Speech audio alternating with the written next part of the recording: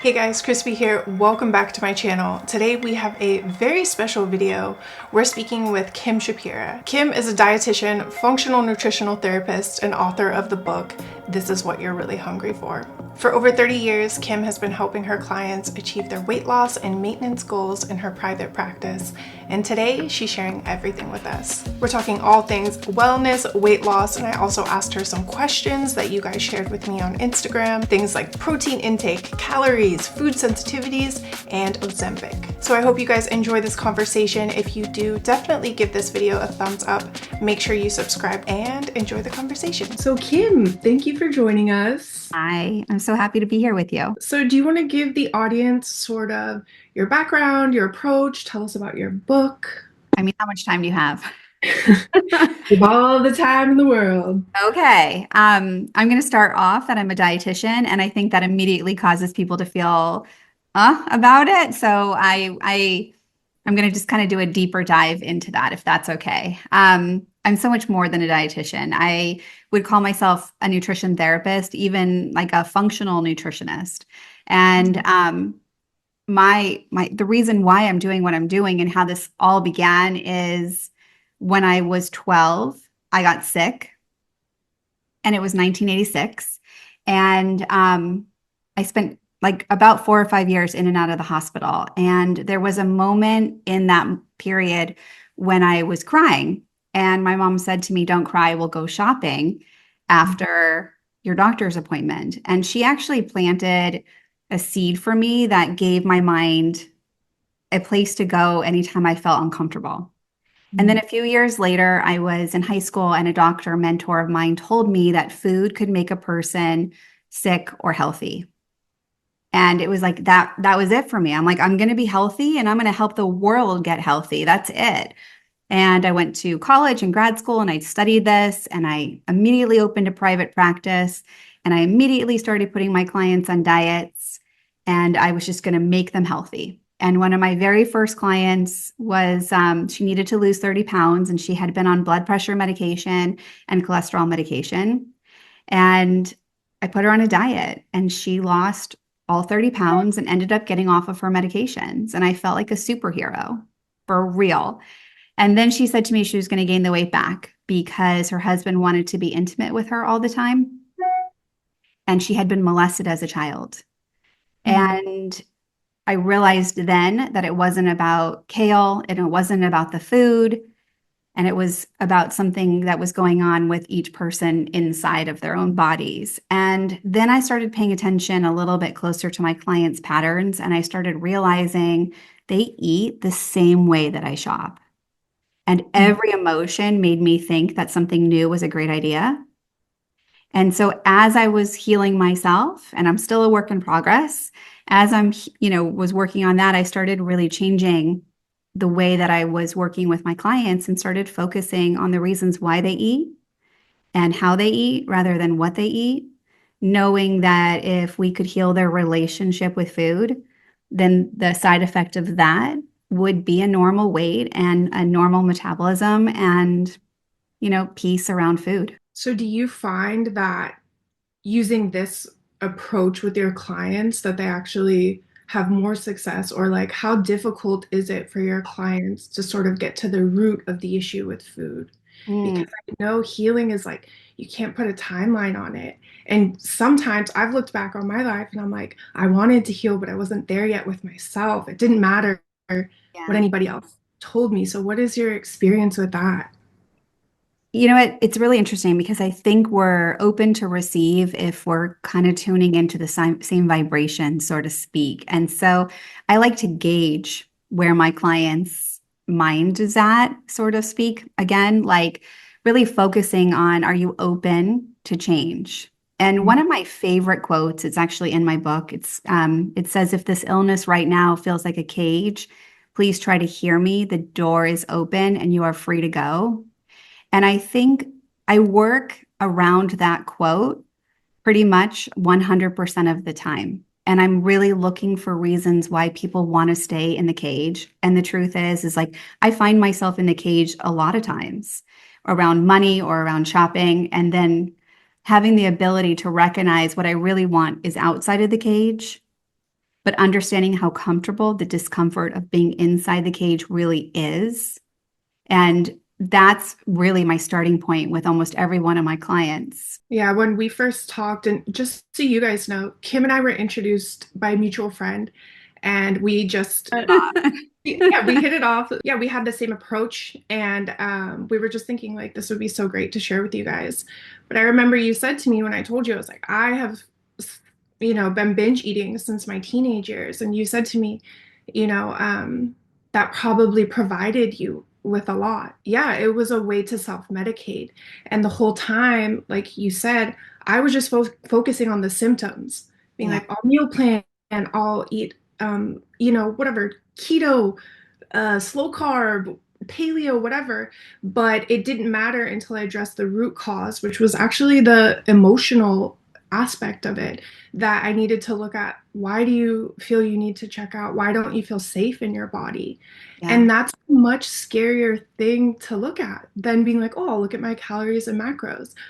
But in my case, I can say that it's been the only thing that actually worked and gave me sustainable change on the outside and really inside healing, Yeah. which is more important than anything, is how you feel in your own body.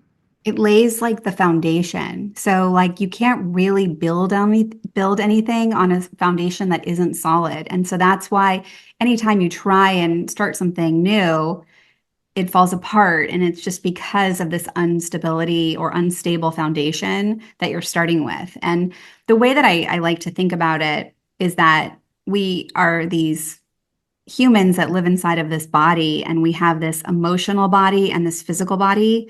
And, for me, you can clearly see how scary that would be at 12 years old, having to go to doctors. I mean, I had 4 specialists. It was 1986. We really weren't talking about, lots of things. And I had made medical history. So on top of my 4 specialists, I had UCLA, writing up, history books and examining me, and I didn't have a voice.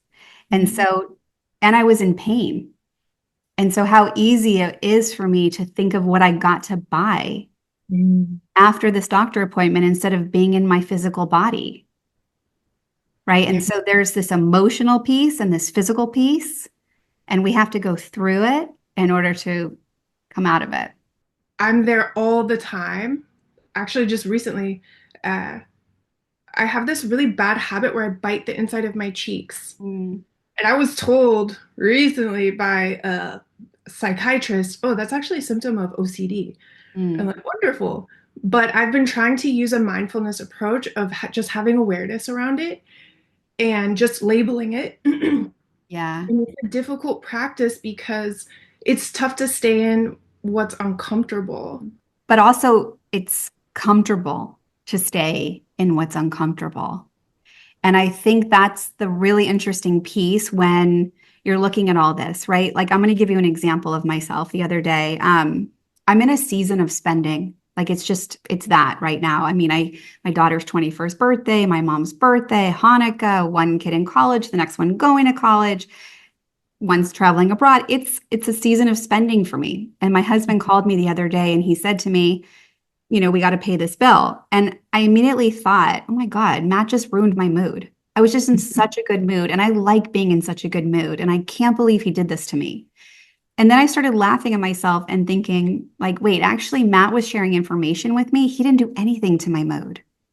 And so then I had to ground myself, right? I had to really recognize I'm so uncomfortable worrying about money, and I'm always worrying about money. How interesting to me.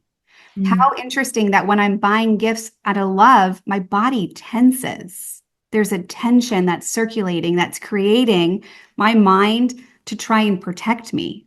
Mm. And so as I was sitting in the car and I, thinking about how Matt had no responsibility for that, and I started recognizing this tension in my body. Mm. That's the cage. And it felt like a warm blanket. I wasn't so bad being there because it was very familiar. But Mm. I really like to feel good. And I had just felt good and I wanted to get back there. And so what I did when I recognized the tension is I took 3 deep breaths, and I like the breath where I'm inhaling through my nose from my chest and then my belly, and then I'm having a longer exhale. And there is something super delicious in the exhale, like peace and ease and relaxation, right? It almost gives you glimpses of how to feel good. And then I remembered that I wanted to feel good and that my mind was not who I was. And its purpose is to create these thoughts to help me survive the moment I'm in. And the truth is, I could be worried about money, but I'm safe. And I don't need to. I can just focus on being in this moment and reminding myself that in this moment I'm safe. The old pattern of worry isn't necessary. And once I was able to do that, I got back to a good mood. It's a practice. Yes. When I was in recovery, I went to an outpatient program that had amazing facilitators. They were all licensed therapists. And one of the therapists actually said that your brain can become addicted to certain emotions, negative emotions. I It. had never heard that before. Yeah. And it's almost like that's what I'm saying about the cage. We're so comfortable in the discomfort and we're just so programmed to stay that way. And what's also interesting is that we think about 47% the way we did the day before. And our mind likes to sleepwalk through the day. And that's why like making change is hard Mhm. because we have to be awake for that. And our mind likes to sleep.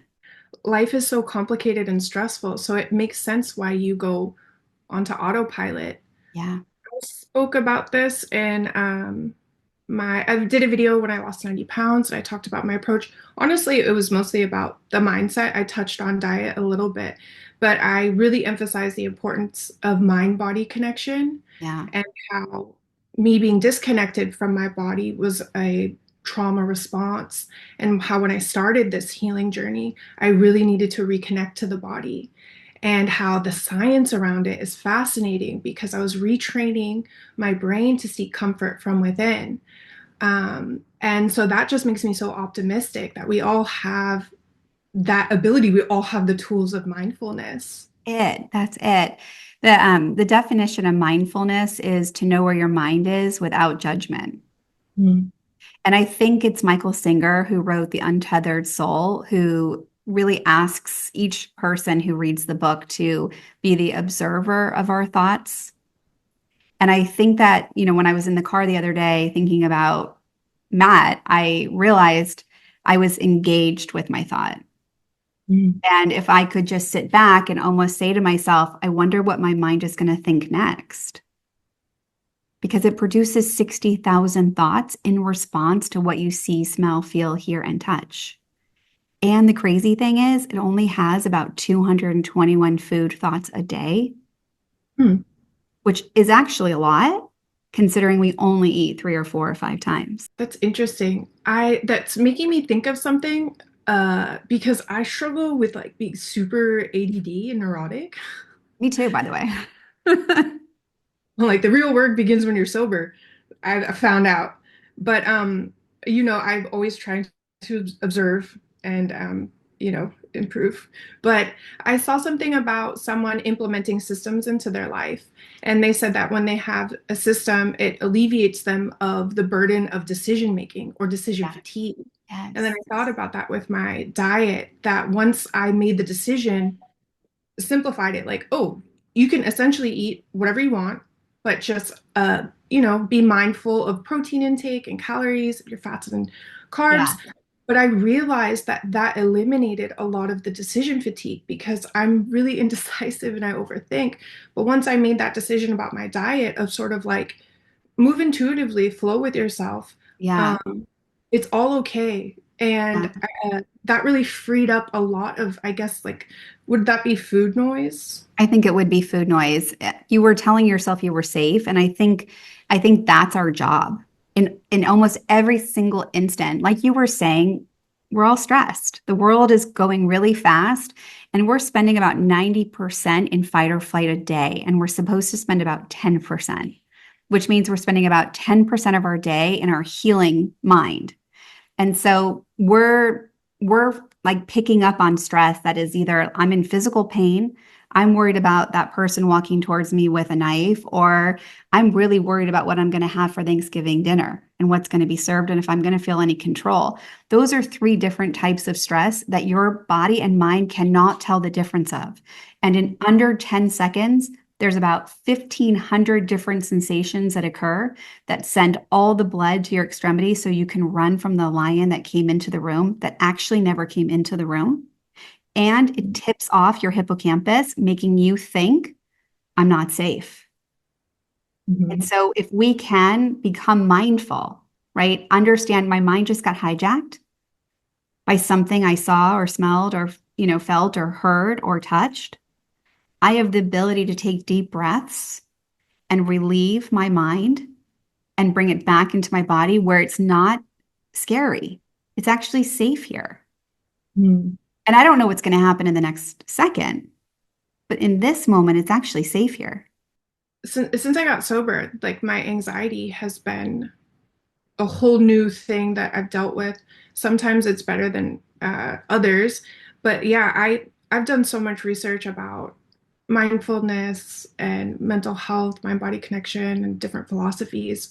And I notice when I get into basically like a when I get into that really emergency state, like heading towards a panic attack, I've tried the breath work. I implement all the tools, like these amazing tools. And honestly, like sometimes Yeah. it doesn't matter what breath work, no matter whatever I'm applying, it doesn't work. So actually, how do I deal with that? Yeah. Um, I mean, I've been there too. And so like my my daughter who's 21, she got hit by a car in Paris a couple of years ago. And I remember just like 24 hours after that thinking to myself, I'm not okay. I'm not okay. And I think it took me a long time to get okay, to be honest. And I did all of my tools. And so what I learned is that, or what I recognized and really learned in this moment was grief, right? Mm, Because this was my daughter's, she couldn't go back to college. She had to take a minute. She missed rush. There was a lot of things that, got in, it upset her life. It changed a lot of things for her. And grieving is in many different stages. And like you talked about healing, there's no timeline. yeah. And so, how do we show ourselves grace in that Mhm. moment? Right. And so, it is the breath work, but I come back to gravity.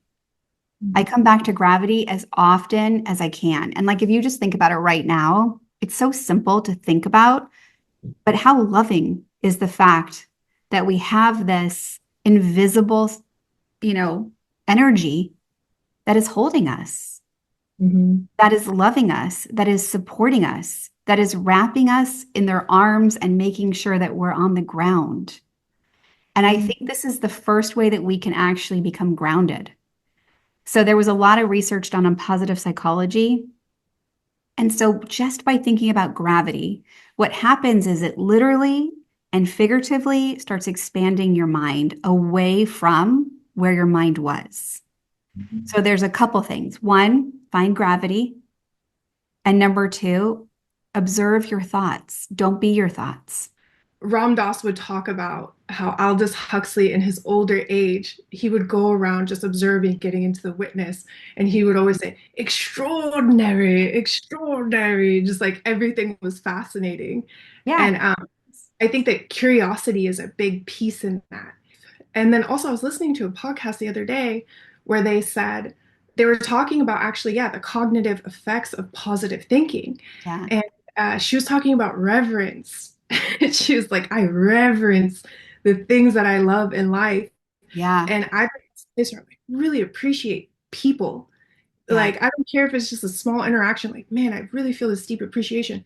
And I tell people when I appreciate them and I just see how Mhm. I don't know, it keeps like my life blooming and moving to different Oh, places. I mean, I love that so much. I think, when I'm with my clients, I'm a registered dietitian. My degree is in human metabolism and clinical nutrition. And so I spend a lot of time making sure people know you don't have to eat that way. You just have to eat when you're hungry, and you start with half and you wait 15 minutes, and it doesn't have to be certain foods, and you don't have to be in that mindset.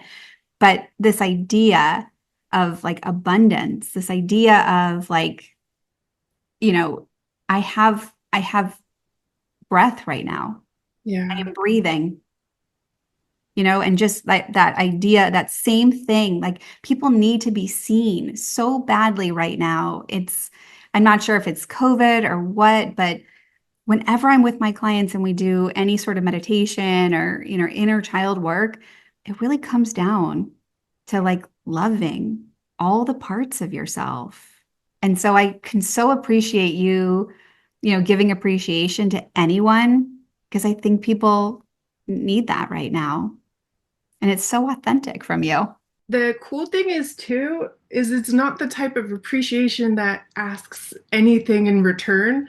Like I'm not a weirdo being like, I love you, but like the other day I had like a customer service call. The lady was so nice to me, and honestly, it made a huge impact in my day. So I just told her, like, I want to just say I really appreciate your kindness. Also in recovery, I tried to look it up. I couldn't find it, but this was one I really liked. Is so one of the therapists mentioned a technique called lingering.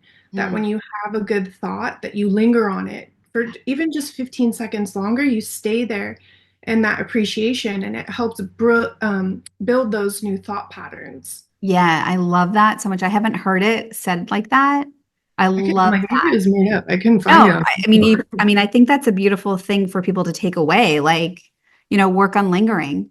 I love Mhm. it because like when you think about this positive psychology, it really like puts blindfolds on. Mhm. And, I can see it with clients who are worried about a holiday dinner, and they really want to remind me that food is comfort. And I really want to remind them that food is fuel. And the Mhm. comfort is in the temperature of the room and the people at the table and, the way your clothes fit and the way that you feel. It's not in the food. The food should be something you love, right? And so I have to get my clients to look up from the table, to look up from the food. I have to get them to expand their mind away from just the food, but to see everything that's in front of them. Mhm. So I love this lingering because then it actually creates these chemical, gives you a glimpse. It's kind of like that when you're exhaling in that deep breath. So we're talking a lot about mental health and mindfulness, but I wanted to also hear a little bit more about what your approach with food is like. Maybe could you give us like a little overview? Tell us about your book. Yeah. Okay. Yes. So my book is called This Is What You're Really Hungry For. And I personally believe that most people are hungry for peace around their well-being and food. So the book is for sure a love letter to anyone who has ever suffered, around food or their body, for sure. So after that first client, and I really failed, I immediately started talking to people like I was talking about shopping. And instead of buying things I couldn't afford, I started putting things on hold. And I started just watching my mind to see how safe and unsafe I felt around it. And so that became essentially my 6 simple rules. And the first one is that before even the first one, you have to know where your mind is. And so one quick little tool that somebody can use if they are anxious or stressed around food is to say out loud, "Where is my body?" And then to recognize it's right here. And then to say, "Where is my mind?" And then to literally go find it, just as if they were going to check in to see if they had to pee. They would go find their mind. And some people might realize they can't find their mind. And so they might have to repeat that exercise 10 times. Where's my body? It's here. Where's my mind? And then when it comes here, then we're able to scan our body and we're actually able to figure out if we're hungry or not. So, rule number one is we eat when we're hungry. We start with half of our normal portion. We take our time to eat it. We chew our food. We smell our food. We're mindful. We love our food. And then we wait 15 minutes to come back to see if we need more food. So every single body has a hormone called ghrelin and leptin. Ghrelin is the hormone that tells us when we're hungry, and leptin is a hormone that tells us we're satisfied. And so we kind of need to be in our body to be able to recognize these signals. And a lot of people are suffering from a ton of GI problems. And so by smelling your food and allowing you to have saliva, then we can actually break down the food that's in our mouth. And then we need to chew our food longer than necessary because it's our only form of mechanical breakdown. So the rule in entirety, you eat when you're hungry. You take your normal portion, you cut it in half, you wait 15 minutes, and you come back and you see if you need more. That 15-minute rule is really like a game changer because most people don't need more food. And sometimes they do, and sometimes they don't. And no two meals are going to be the same. So we really have to experience it. Okay, rule number, do you have any questions about that? Yeah, actually, there's some questions in the audience and that I'm sharing, but I want to let you. Okay, so I'll go fast. Rule number 2 is to eat what you love with the caveat that the food has to love you back. So most people, when they hear me say eat what you love, they immediately think I'm telling them to eat donuts and cakes and cookies. And remember, you're eating what you love when you're hungry, you're starting with half and you're coming back 15 minutes later. So there's a fail safe that you won't be overeating anything. And also the rule is to eat what you love to make sure the food loves you back.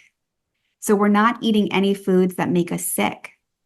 Sick looks like headache, foggy brain, burping, tearing eyes. What is it? It's bloating, nausea, gas that's smelly, gas that's airy, diarrhea, constipation, shortness, not shortness of breath. What was I going to say?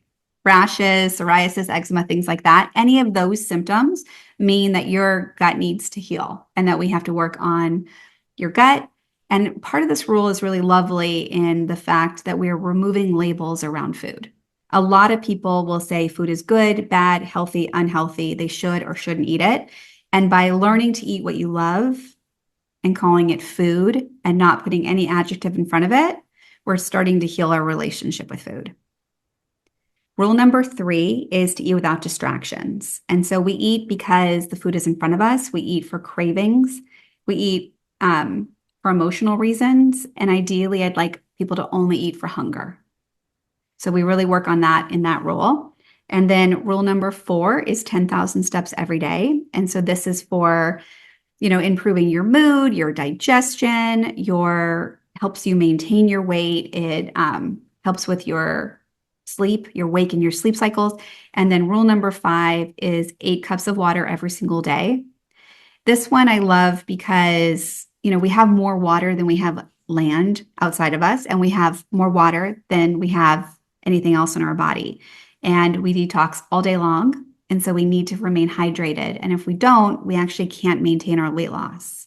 So we can get into that too, because too many organs have to kick in and help the kidneys, and it just disrupts the whole system. So we want to drink those 8 cups of water. I call it the secret sauce. And the last rule is to get 7 hours of sleep. The average American gets 6.5. And we really need between 7 and 9. People have problems falling asleep, staying asleep, and waking up feeling rested. And all these are for different reasons. And we need to work on that or we can't maintain our weight loss. Okay, so I have a question for you. One, on our first conversation, I told you I'm super balanced. I'm not really strict with my diet in the sense that and I said I indulge often. I had pizza and a cheeseburger, fries, this weekend. And you said to me, that's not indulging. That's just normal. Yeah. So I guess my question is, only eat foods that love you back. Yeah. Does the pizza love me back? That's a personal question. And I love that question so much. So food sensitivities, like I told you, I kind of listed some of the symptoms a person might have. There is a possibility you don't have any sensitivities. There's a possibility that everyone is trying to be gluten-free or dairy-free, and those are not your problems. Yeah, I was seeing a lot of those questions, and I've been wondering that too. Is people are saying, do I need to be gluten-free to, and I guess it's not one size fits all. It depends on your body chemistry. Is that correct? It's such an important question. I love this question so much. First of all, blueberries give me diarrhea. And most people would say blueberries are healthy, right? Okay, so let's look at pizza for 1 second, okay? You have cheese, then you have garlic, then you have oregano, then you have an oil, then you have gluten. then you have wheat, right? Which, like, why are we just calling it gluten? It Mm. could be any one of those that could be the problem. Okay. Yeah, I like that. Okay, so when you're saying food that loves you back, it's a very individual. very individual. Okay. Yeah. And then the other question I have is so I'm right now, I'm really focused on muscle building. And I am in this place where like most of the time I'm like, you need to make sure you're getting enough protein. There's so many questions around protein. I So know. my It's like question, really, it's having a moment. oh my gosh, there's such a moment. It's so overwhelming. Anytime I look something up, there's 10 different answers and they're all absolutely correct and they all contradict each other. But I guess like this boils down to I feel like if I only ate to when I was full, I wouldn't hit my protein goal, to be honest with you. Yeah. It's a very good question. So you're in a building, you're not in a weight loss. And so Mm. building is going to be pushing the boundaries a little bit. But can we just come back to that for 1 second? Protein. The answer is if you are growing, building, then you need to have a little bit more than if you are not. So before we even get into that, protein is having a moment right now because, and I'm excited about this because people have been concentrating on weight loss or Mm. weight maintenance, and they're concentrating on a number on the scale. First of all, when we weigh ourselves, it's only an accurate weight on a Thursday. Mondays are our highest weight of the week. So if you Oh, wow. are somebody who's going to weigh yourself, it needs to be Thursday to Thursday to see real change. Okay. Monday never counts. It takes 3 days from Monday to go back to what our normal weight would be. Wow. That's number one. And number two, we should be having smart scales if we have a scale. And that smart scale is going to tell us what our body fat and our muscle mass is and what our water status is. Those three numbers are way more important than the number on the scale. A Mhm. woman should have a body fat between 18 and 24%, and a man should be under 18%. Every 1% higher than what you should be is about 3 pounds of fat that needs to be lost. Okay. So because forever people have been concentrating on losing weight and they don't follow my 6 rules necessarily. I'm really pushing them, right? They're not doing the 10,000 steps. They are focusing on what they're eating, but not focusing on the movement of their body. So when every single pound that we have in our body is made up of water, fat, and muscle, every single pound. And every time a person loses weight, they lose water, fat, and muscle, unless you are moving your body. Then we have a chance of just losing fat. And so, because people have only been concentrating on the number on the scale, they've missed the boat with the muscle mass and body fat. So, that could be that somebody is the right weight for their height, but they're fat. And that fat might, so a skinny fat, so to speak, but that fat right there is what causes metabolic dysregulation. So their blood sugars are still high, their blood pressure is still high, their cholesterol is still high, and it's because they lost the wrong type of weight.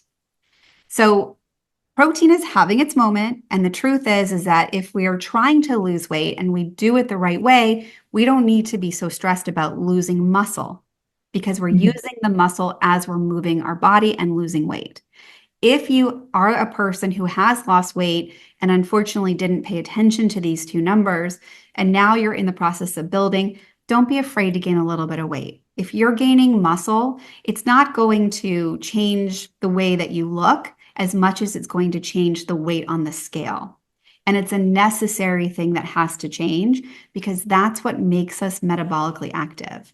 And Mhm. metabolically active kind of looks like if every person's metabolism is a stovetop, and when you're starting off and your body fat is high, it means only one or two of those burners are on. It would take us all day to cook Thanksgiving dinner if we only had one or two burners on. But if all 6 burners were on, we would be like go time. And so the more that we move, those burners get turned on. And the lower our body fat, the more those burners get turned on. And that's our goal. And we need that for longevity and long term health. So the Yeah. answer to the question, just so we're clear, is every person needs zero 0.8 grams per kilogram, unless you're Okay. a child, unless you're pregnant, unless you're growing. Go ahead. Oh, sorry. No, no, That's now, yeah, that's the question, right? yes, is how much? zero point Yeah. 0.8 grams per pound of lean body mass Of or weight. full weight? Yeah, goal weight, ideal body weight, ideal body weight. Yeah. So ideal body weight for height, for if you're 5 feet, it's 100 pounds plus or minus, 10%. And so every inch over 5 feet is 5 pounds. So if somebody is 5'4", then it's 120 and it's plus or minus 10%. That gives you an ideal body weight. So Okay. anywhere, if you're 120, if you're 5'4" and you're 120, that means you could be what, 108 to 132 and be like, that's it. And so now you're basically figuring out how much protein you need based on your ideal body weight. And to stay the same, it's really zero 0.8 grams per kilogram. And the truth is, we're under eating that because our American diet, is full of other things. But to gain muscle, it's really only like 1.1 grams per kilogram. It's not that much more. It's like a pregnant woman thinking, I need more calories. No, you don't. No, you don't. I think that's really helpful because even I've had over the years, I've always focused on eating high protein, but I've had always a hard time determining how much protein I really actually need. Yeah. Um, so I think that that's helpful. And then I had another question. Are those at-home scales accurate? The smart scales, I love them. I would say there's like a 5% standard deviation, but they're consistent. And so if you weigh yourself Thursday to Thursday, they're consistent in their accuracy.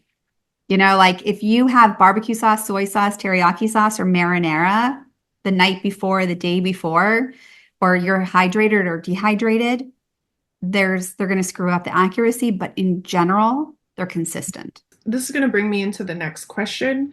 A lot of people are asking, like, how do I figure out my calorie deficit? Protein, which we already touched on. And I've tried to be like, how do I present this in a simple way? But it's really complicated. And I've done it by doing those body scans, doing all this math. So, what is a simple way for someone to figure out healthy calories for them? Yeah, they don't have to. Okay. That's the good news. They don't have to. That makes us have a little bit of OCD and anxiety. And if we can really start working on knowing where our mind is and going moment to moment without judgment, okay? Be hungry when we eat. Start with half of your normal portion. Wait 15 minutes to see if you need more. And you listen to your body. It will give up what it doesn't need. If you don't listen to your body and you overeat, then your body thinks you're storing for the winter. If you undereat, then your body thinks there isn't enough and will hold on. But if you eat every 3 hours and you're hungry when you eat, your body gives up what it doesn't need, and you never need to pay attention to calories. I love that. The truth.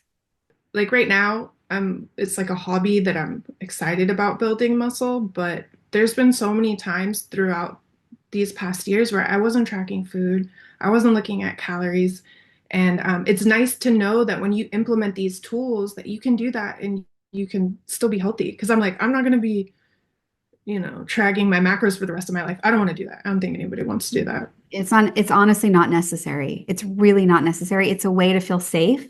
But Mhm. the more that you practice the other tools that we talked about, the safer you become. And then realize you've outgrown that, so to speak.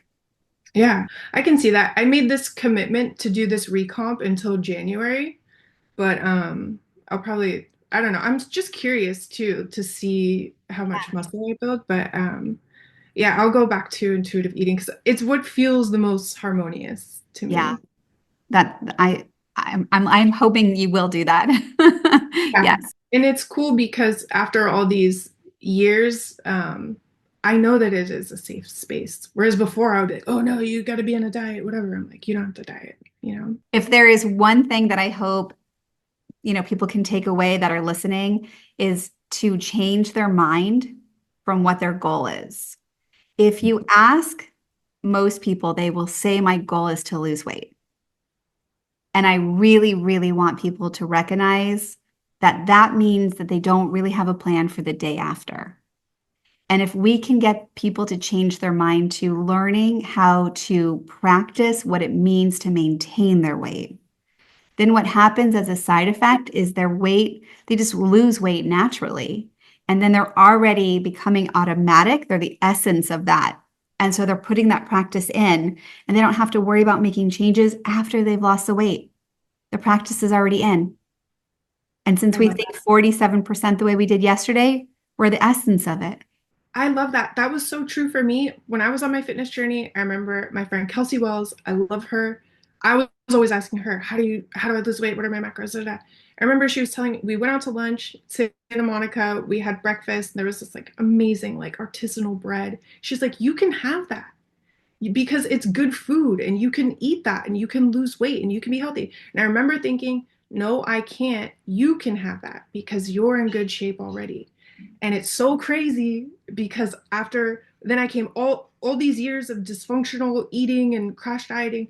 Then when I finally made that shift, I applied that mindset of you can have this bread. And Yeah. I did it and you can still be healthy. And basically everything she said was right. But Yeah, I that sounds right. Yes. I mean, food is not a reward and it's not a punishment and it's not a treat. It's our right to eat food. And as long as we can understand if we're hungry or not, and if we're not hungry and we want the food, that's an opportunity for us to really recognize what it is we need and then just have that food when we get hungry in a couple hours. we're gonna have to do this again because we have so many questions that we're not going to be able to get to today. But one of the most frequently asked questions was, what are your thoughts on Ozempic? Mm, I'm a fan. Okay. Yeah. So, I've been in practice 28 years and I've seen a lot, and people have suffered greatly. And there is this medication that is a lifeline for many, many people who did not know that they could. And it works in two ways. One, it quiets that hippocampus, right? That hippocampus is what is causing us to think food is a good idea. It's our emotional memory. And the last time we felt this discomfort, our hippocampus jumped in and said, eat food. That's how we're going to relieve this pain. And suddenly that's quiet now. And people are like, oh, this is stress. And they're now able to help themselves through what their emotions are really meaning. And the other way it's helping is that it's really working on that ghrelin leptin connection. It's helping people understand what hunger is and what satiety or fullness actually means. I think it's a lifeline because it's getting people off of their medications. It's going to eradicate metabolic diseases like diabetes and cholesterol and blood pressure. My biggest concern is that it's like a cholesterol medication where people are like, I don't really need to change anything because I'm just taking a medication that's protecting me. And I think that we have this moment where we can take this medication to support our journeys, and then we could do the work that's easier to do, that is very fulfilling and is really life-changing. So I'm hoping that people will also do my 6 simple rules at the same time to have longer good changes. Yeah, that's really enlightening. I was told the same thing about like medications for mental health. Yes. If you do the medication, it's supposed to be supported alongside integration therapy because you want to Yes. make lasting change. Um, yeah, and I had read that too, actually. It's interesting to hear the science behind it, but I had read so many people saying that Ozempic helped them cure their issues around food. Yeah. Um, well, how I feel about it personally is that I have no business telling anybody else what to do with their bodies. And I Yeah. don't know their medical history, their personal history. So I'm not going to judge anybody for doing whatever choices they need to do for themselves, basically. Yeah. The prediction right now is that about 9 million Americans are on it. And by the year 2030, there will be 30 million Americans on it. It's here. It's not going Wow. anywhere. And, Wow. the link to Yeah, no, longevity is blood sugar control. It hmm, lowers your risk of almost every disease by 30%. And it improves the quality of your life. And we're seeing it happen in real time. that's awesome. You guys, that's all the time we have for today. Kim is definitely going to be back on the channel. I'm going to continue this conversation. We had so much more we didn't get to cover, but leave us all of your questions down below because we want to hear from you guys. And Kim, thank you for joining us. Let everybody know where they can find you on social media and remind us the title of your book. Thank you so much for having me. I had so much fun. Yes, I can't wait to see all of your questions. You can find me on all my socials at Kim Shapira Method. And the title of my book is called This Is What You're Really Hungry For, and it's available wherever books are sold. Well, thank you, Kim, and thank you guys for tuning in, and we will be back soon.